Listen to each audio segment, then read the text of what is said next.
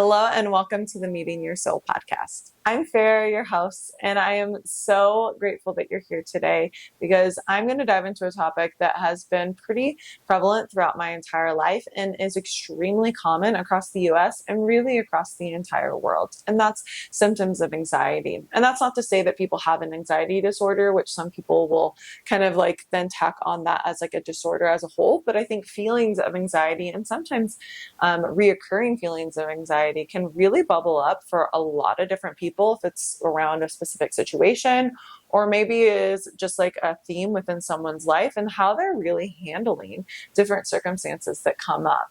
And according to the Census Bureau of Households, there is about 50% of 18 to 24-year-olds have symptoms of anxiety and depression, and 32% of adults have symptoms of anxiety or depression. And women are 2 times more likely to experience these symptoms than men. And throwing another fact at you, 60% of people don't find treatment for it. So 60% of the people that do feel this don't have any way on how to handle it. They have no idea. And they're like, honestly, it's this kind of like grin and bear it kind of approach that I'm just going to feel this state of unsettledness, of stress, of uncertainty and fear truly is, I think, what a lot of it stems from. And I'm just going to be able to like take it. I'm just going to live with it because I don't know how else to handle it. And it might be a fear or even another added anxiety is to even try to figure out how to really handle it. And I think anxiety comes in like varying levels. And I think we all know that. And it can be really mild. It can be something where you just feel a little unsettled. You might just be feeling a little anxious, or you might just have reoccurring thoughts that keep reappearing. But then I think you can go to more medium level or heightened anxiety where, you're having a hard time concentrating, you become fidgety, you're like restless, you can't really focus on anything. And like, you might even be causing cortisol, which is the stress hormone, to be pumped into your system because you're kind of feeling like you're in danger in a way, or like at least our thoughts are creating that feeling within us, or our thoughts about a situation can be making us feel unsafe. And whatever that means, if that's in physical harm or emotional or like, spiritual harm too. And I think then high levels can be in those more extremes, which tend to be more connected when you actually have an anxiety disorder, or maybe there's like a more like acute situation that's occurred, which is like feelings of panic, extreme difficulty focusing and executing tasks, which leads to an avoidance of work and responsibilities. And sometimes for some, this like complete retreat within where you just kind of cut out the world because you don't want to engage with anything because you feel like you're going to be triggered even more by it. And then you might, to a certain extent, become debilitated by it. And this, again, this is coming in varying levels, affects 50% of Americans within the ages of 18 to 24 years old and 36% of adults. So like this is a large portion of people that are experiencing this on a normal basis. And I'm one of them. And I have been since I was very young. I think the first times I remember having anxiety was probably in middle school. I was a very anxious kid. I've always had a really overly active mind, to be perfectly honest. And I think that I would always be worried about something, like worried about either my parents or my sisters or my families or how people looked at me or how people saw me or like my grades or, trying to be better at what I wanted to do or whatever, or, how my peers were viewing me or interacting with me or what they said. And so I think I've always just had this tendency, in all honesty, to just like be concerned. I was a concerned little girl and I always was very sensitive. And I think also when people, especially empaths and people that feel emotions on a more heightened and, really intense level, we also then kind of get pulled in a lot of different directions on a regular basis as well. And even, from the ages of 13 to 17 years old, 27% of that age group also experiences symptoms of anxiety and depression. So this is across the board, affecting millions upon millions of people. And the only way I found relief from it was when I started finding yoga and meditation. And I think when I was younger, I definitely learned my coping skill was drinking or smoking weed. Sometimes smoking weed would actually make it worse. So I had to be mindful of that. But there is a large portion of my, like I would say teen years and definitely early, like late adolescence, when that was exclusively the only time I found relief. And I would go into spirals sometimes if I, like, especially if there's a certain situation that was coming up that was really triggering me, or I felt really out of control about something, I would like literally like churn through my mind of like all these different scenarios. I would constantly think of what ifs. Why did they say this? Why didn't I say that? Should have said this. Maybe I should reach out. It was never a good thing. Let me just tell you that right now. It was never a good thing. And it was something that really, to a certain extent, really deterred me from really being able to be present, to be happy, And then the only time I would like relax was when I would be out drinking with my friends. And then that way I at least wasn't thinking about it. And then I was able to have fun. I was able to just like kind of put it on the back burner and was like, whatever. But that, as you guys know, I worked for Teen Link, which we talked about how to cope with stress. That was the main thing. Stress management was, and it was suicide prevention presentations that I hosted. But at the end of the day, it was actually a large portion of it was also us discussing stress management tools to be able to prevent someone from getting to the point where they were having ideation, suicidal ideation, or even leading to symptoms of depression. And I think extended stress periods over time can lead us to this constant feeling of anxiety. And I think some are more genetically predisposed to experience that. I probably have a good idea that my family is. But that also in general, there can be this idea that we have all these stressors in our lives, and if we don't have healthy ways to cope with it, they're going to accumulate over time, and they're going to then eventually start to negatively affect us, or the coping skills that we are using are potentially could then convert us to be able to actually turn into unhealthy ones. So then it's just this cycle that keeps perpetuating this idea of stress, of not enoughness, of fear, of truly into some cases loneliness, because we're not able to articulate what we're feeling or share it with others. And there's a lot of different varying degrees of this, to where if you're feeling this on an extreme level, I'm going to share some tips and things that I've learned to be really effective for me. But talk therapy is an excellent way, especially if you have extreme trauma. If you have childhood trauma, big T, little t, they say like big trauma is like more like extreme circumstances, like events that have occurred, but then little t traumas are accumulation of small stressors that build up over time. And again, if we're not tackling those, if we're not handling them in a constructive manner where we're healing through it, they can also then build up over time and then can cause even more anxiety. So then these little triggers that come up in our lives, Eckhart Tolle, which is one of my favorite authors in The Power of No, talked about our pain body, and that we have this pain body, and it's kind of like, it's all of our history, and it's all of the things that have occurred to us. And they're like thorns. They get stuck, which, they're small, and it might not be, it's not going to life-threatening necessarily, but if someone runs up, if you have a thorn stuck in your skin, even, freaking like sliver in your skin, and someone rubs up against it, even if it's a little just like pinpoint, it can be extremely painful, right? And you think about if you had, that little sliver, and it's kind of embedded a little bit, and it's been around for a while, and it's infected around it, and it's all red and gross, and someone does something and it rubs up against it. Even if it's not a big deal and it really is just like a little sliver, it can be extremely painful. And maybe the situation or the circumstance isn't necessarily an equivalent to the pain that you're experiencing, but it's more the history and the infection and the amount that is like kind of like condensed around it that creates the pain with it.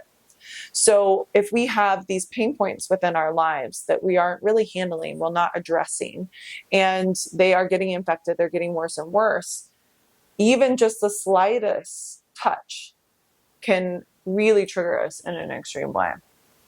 And I'm bringing this up, I'm using this analogy really for you to consider some areas in your life where you might have a little bit more of an exacerbated reaction to it because of past wounds, right? Or things that have occurred within your life that can lead you into having more of a extreme reaction to things. And when they're not handled, when they're not addressed, they tend to just get worse, right, over time. So being able to acknowledge what these pain points are for you and to really seek out the healing and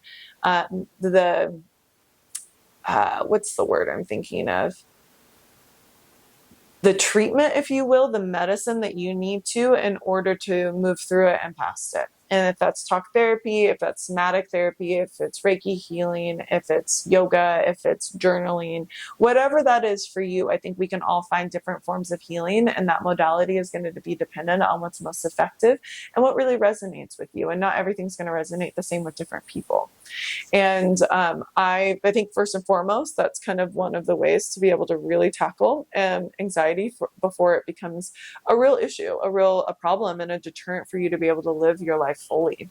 And that can also lead to depression, which then kind of keeps us in this like abyss of despair, and I don't think anyone wants to live that way, but I think if you don't know how to get out of it, it can just become the default and what we almost become accustomed to, and it feels like it's normal, but it's not.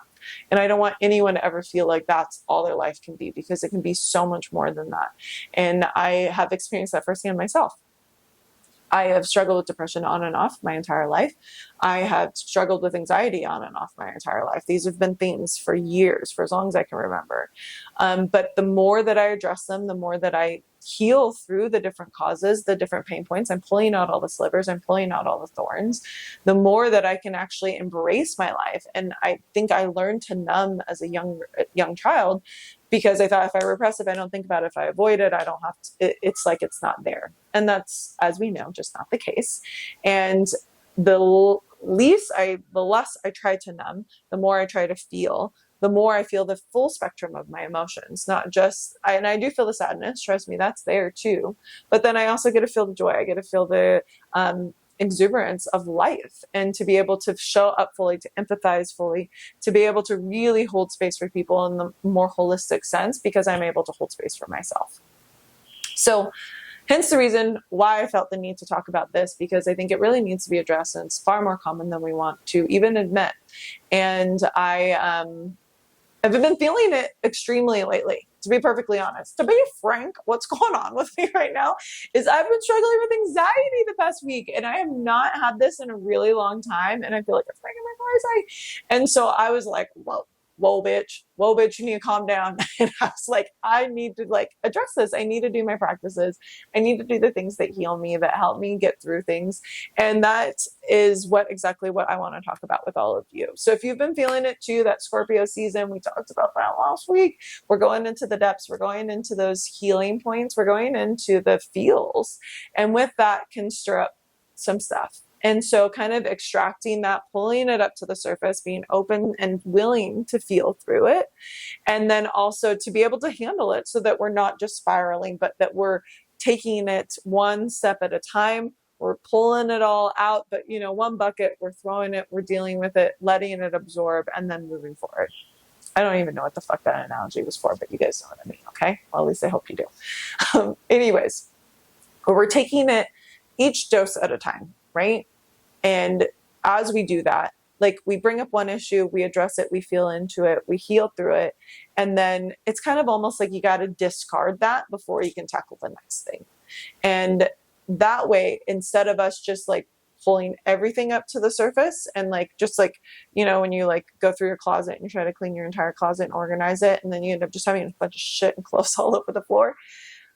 Instead, we're doing it in sections. Right? So I encourage you, if you're doing these things, I feel like I'm going rambling, but we'll wrap this up.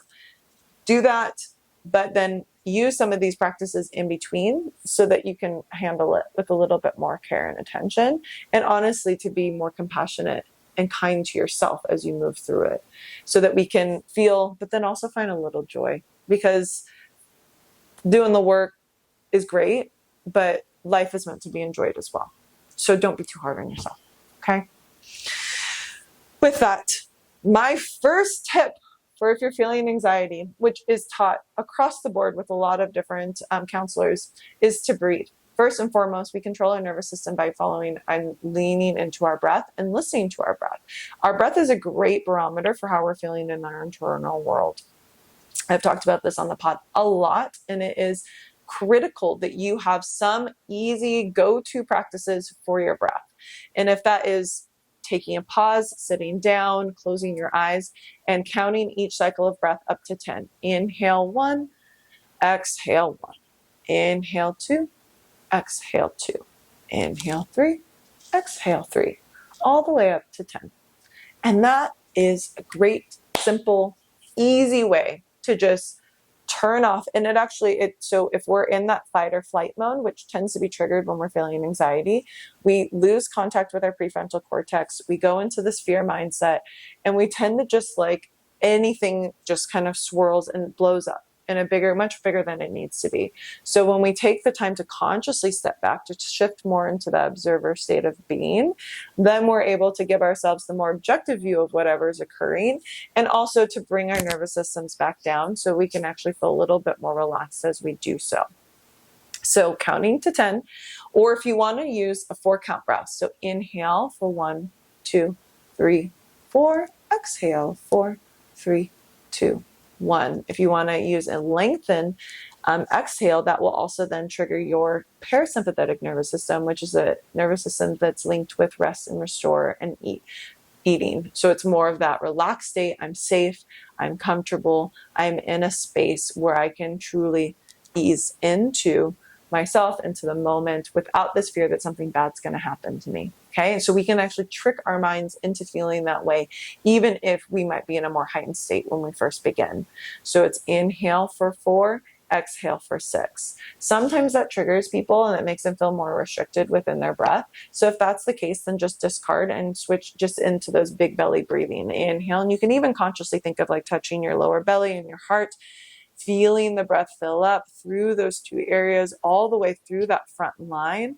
And then exhale as you push out, kind of just extracting some of that stress. And that might be the breath exercise that you do. Inhale, feeling calms. Exhale, releasing your stress. Inhale, I feel calm. Exhale, I release the stress. I release control. I release the need, the anxiety that I'm experiencing right now. Whatever feeling, thought, whatever pattern suits you, feels right, and is effective. That's all I care about. You're going to choose, take what you want of these, leave what you don't. Okay. So those are the 3 breathing exercises. Oh, wait. And the third one, I did talk about a few different ones, and those are 3 of them, but the last one is the alternate nostril breathing, or Nadi Shodhana. And this actually is scientifically proven to help activate our parasympathetic nervous system, equalize the amount of flow of oxygen through both hemispheres of your brain, and is allowing you to come into a more relaxed state as well. So I'll guide you through that one. It's a little bit more complicated. I think the first 2 are ones that anybody can incorporate, and it's like you don't even have to think twice about it. I also have a guided alternate nostril breath exercise and video. So if you're interested in accessing that, just give me a wave and I can send it to you. So it's a little bit more kind of broken down. And then, or you can like Google it too, but you bring your peace fingers over your third eye, and then you hover each finger, your ring finger over your left nostril, your thumb over your right, and then you alternate side to side. So you plug up your right nostril, breathe in through your left, breathe out of your left, or no, switch over, breathe out of your right. Inhale through your right side. Full cycle, breathe out of your left. Inhale, left side. Exhale, right. Inhale, right. Exhale, switch over. Yep. So that's a few cycles. Again, if you want more of a guided version of this, I can lead you through it, and I have a video on that specifically, or you can Google it online if that works too. So those are 3 different breathing exercises that I use on a regular basis. I take a pause every day, twice a day. I literally will just take 1 full inhale and exhale, big belly breath, and exhale. Again, I reset, I ground myself in that moment. And whatever's going on, I just kind of settle back down, because I can, I'm moving around. I have a lot on my plate. I have, a single mom. I also have multiple jobs. I am constantly like kind of maneuvering my way through life with like juggling 17 things at the same time. And I love it, all things I love. So I'm grateful for my life and the life that I've created for myself. But at the same time, it can be a lot to manage. And so for me, doing these little like simple practices gives me an opportunity to root back down into my center, into my heart, into my soul. And that's really where I can then lead from, and then again, access my intuition to be that guiding force in whatever I do. So the second anti-anxiety technique that I have incorporated into my daily rituals, and it is a non-negotiable for me, is spending time in nature. So I will spend at least 10 to 15 minutes in nature almost every day. And that could be going for a walk, specifically going somewhere, seeking it out, like going laying at the beach or going for a walk along the beach or just walking around a neighborhood. Sometimes I just sit in the grass. I've talked to you guys about this one a few different times, and it's because it's one that is like an absolute for me and is so effective. And you know, it's scientifically proven. It's called let me make sure I'm saying this right, Shinrin Yoku. It's in the Japanese culture, it's called forest bathing, and they've done an immense amount of research in this area to be able to scientifically prove the benefits of spending time in a more recluse and forested area. And I think, and especially within Japan, you can be in the city and literally never see a tree. Actually, I've been to Japan a few times. I'm part Japanese. I have a lot of family that still lives there, and there is like different parks in different areas and a lot of wildlife throughout all of the cities. But at the same time, there's like huge buildings, huge cities. And unless people go out of their way, sometimes they don't have access to it. And so being able to spend time in nature, and I think across the board, we can all do that. We can literally come from our cars into a building, back into our cars and back to our homes and spend no time, even smelling fresh air. Think about that. But there is, within the study, specifically within Japan, there is evidence that shows that you have lower levels of cortisol, your pulse rate reduces, blood pressure reduces, you have a greater parasympathetic nerve activity, so we're activating our parasympathetic nervous system than we do when we're in these other environments. And the types of hormones that are released within your body is oxytocin, serotonin, and dopamine. When we have that light exposure, when we're actually even maybe potentially putting our feet on the ground to be able to feel the earth underneath us, to be able to expel some of those, negative charges within our bodies because the ground is able to absorb them. Grounding is also another practice that I found extremely beneficial for myself to be able to just kind of like release negative emotions that are in my body. And that's, I've been known to hug a tree every once in a while. My daughter does it too. She loves it. And so I think sometimes we ignore this desire to engage with nature, but in actuality is designed to help serve us, to be able to help calm us, to be able to make us feel more centered and connected with the greater good, with that greater divinity of Mother Earth. We come from it and we get absorbed back into it, and sometimes I think we feel like we're detached from it, but it's all there as a resource to us and a resource for us to be able to have a deeper and more genuine connection with ourselves and our souls. So forest bathing, spending time in nature, whatever that means for you, maybe walking in the grass with your shoes off if you can, or on a beach, like all of these things are going to play a huge part and are going to make you feel a lot better, especially if you're feeling a little cerebral, if the thoughts are circulating. Just go for a walk.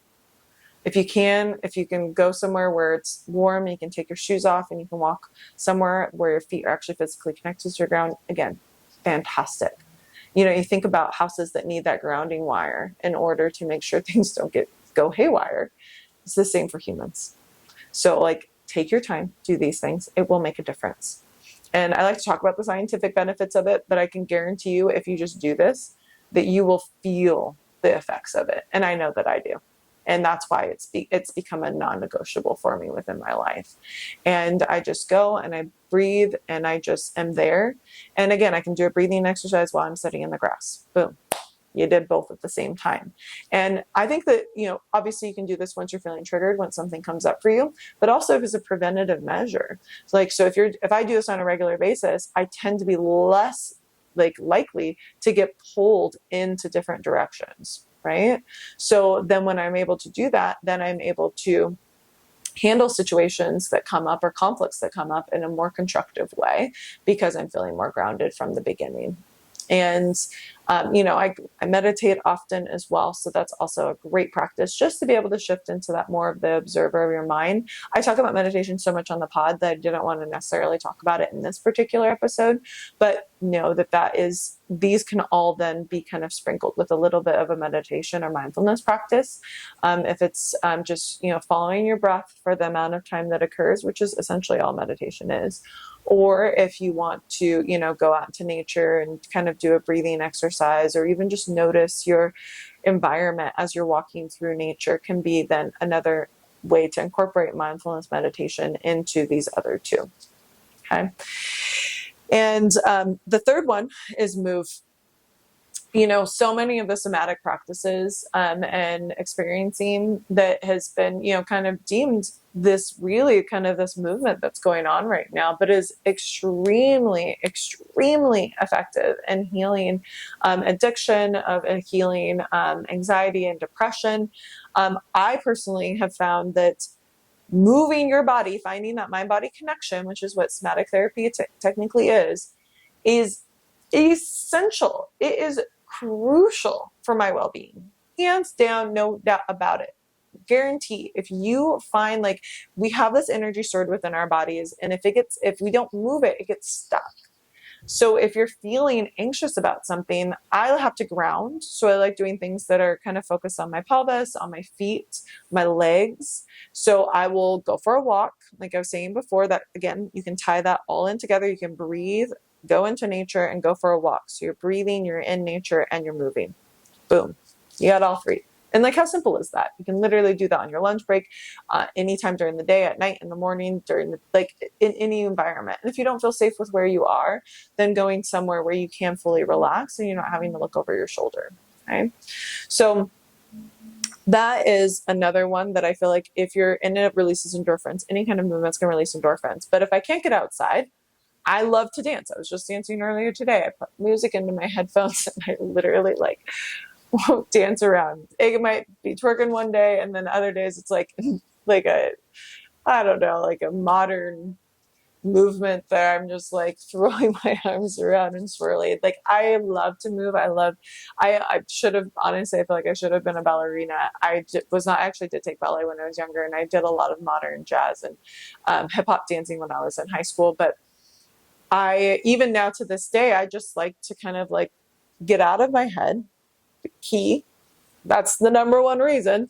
I get out of my head, I get into my body. And that's why I also found yoga to be extremely beneficial for myself as well. But then I think, especially if you're new to yoga, it can be actually kind of anxiety producing, even the thought of going to a studio, or the, stress of learning the postures and doing all the things. So like, that doesn't necessarily have to be that for you. But having a grounding practice and a movement practice, I do think is really helpful in challenging times, or even just if you're feeling overwhelmed by something. This can be a way to kind of help get that stuck energy, get it moving, get it flowing. And, also that movement can allow ourselves to reframe a situation, to be able to think about it in a new light, or even to shift out of this kind of fight flight mode, or these high surges of cortisol within our system, feeling like something's life or death, to be able to just reduce the anxiety, to be able to reduce the feelings that that you're in danger, and to be able to shift into that more receptive, more calm state. And I think whatever works for you, if that's running, if that's walking, if that's dancing, if it's yoga, if it's playing basketball, if it's playing soccer, if it's playing whatever, what you want to do, just do it. Swimming. I know a lot of people that swim, and I like the idea of swimming because it also then requires, we can't really hear anything. So then, and you have to really sync up with your breath. But I think that's what I at least really value about my type of exercise, is the breath becomes the priority. The breath is what I am literally, when I teach yoga, that is, I cue breath like a mother. like a motherfucker. It just seems aggressive when I'm talking about yoga and breath, but but it's true. Like I cue it because that is what I want people to be paying attention to. I don't like, yes, I want you to stay safe. I want people to like feel their bodies. I want them to be able to enhance whatever the posture is, to be able to find a alignment in order to feel supported and strong. But at the same time, what I care about more than any of that is I want people to be breathing. I want them to feel connected to themselves and to the moment.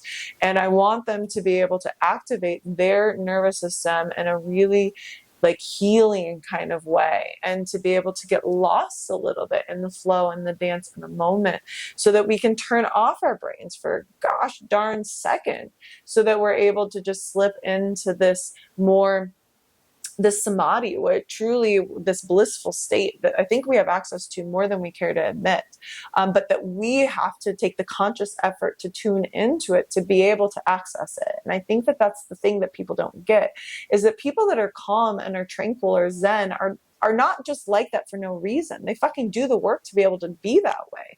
And I'm not trying to get upset, but I'm telling you, I'm not naturally calm. I'm not. That is not my natural state. They always say like, joy is our natural state. Yes. Okay. I like to feel joyful, but there's years of my life where I was constantly in fear. I was constantly stressed. I was constantly worried. I would literally go into these crazy scenarios in my mind about situations that could occur that had no connection to reality, that literally would send me into a tizzy. Like for years of my life. Until I found yoga when I was like 24, 25, that is where I was most of the time, unless I was drinking. So I had to find other coping skills for myself in order to be able to handle life, because we all got stress. We all got shit. And do I then slip back into my old ways sometimes? Hell yes. Like, do I sometimes allow my brain to take over? Do I sometimes allow my stress and my like anxiety to skyrocket? Yes. Do I want to? No. Do I mean to? No. Do I try everything humanly possible to prevent me from doing this? Yes. And these are things that I know and have been proven within the counseling and psychology and mental health like world and realms to be effective.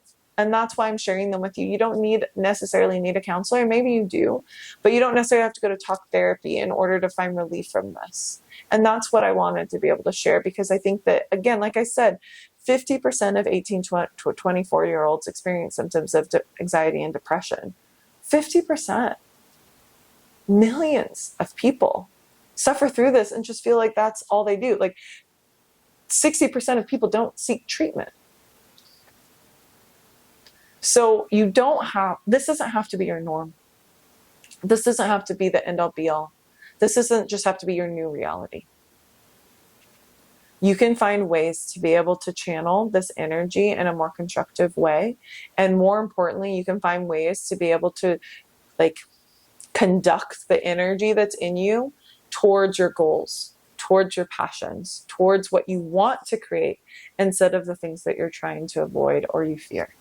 And I think that these are all tools that I've used to just turn off my mind. And then from there, shifting your mindset is going to then, that's what we have to recreate the patterns, recreate the thoughts, to be able to direct them towards what you desire instead of what you fear and what you don't want. And that's a whole nother pod. But I think that these are like little simple switches that you can turn on when you're starting to kind of reach that state where you feel the tightness in your chest, when you feel that pit in your stomach, when you start to feel like the world's against you. Because it's not. The world's on your side. The universe will conspire to help you once you know what you want. But you have to know what you want first. And you have to be willing and receptive to hear it out and to receive that medicine, to receive the goodness, to receive the love. And then from there, the world's your oyster. Okay? I love you. Thank you for being here. Thank you for listening. Thank you for showing up because that's all we can really do. 99% of life is just showing up. And I'm trying to show up as fully and most authentically as I can for all of you, so that hopefully you hear the honesty and the purity within my voice and my intent to truly just try to help and make this world a better place. Because I think we all deserve to be happy. We all deserve to feel joy. We all deserve to find fulfillment and purpose. And that's exactly what I'm here to hopefully be able to help direct you towards your own version of it, because I don't have all the answers, but you do. And if we are able to turn off the chatter of our minds sometimes, we're able to hear those whispers of our soul within our hearts, and then that can guide us, that can lead us in direction that we already know that we need to go into. All right. Want to catch me?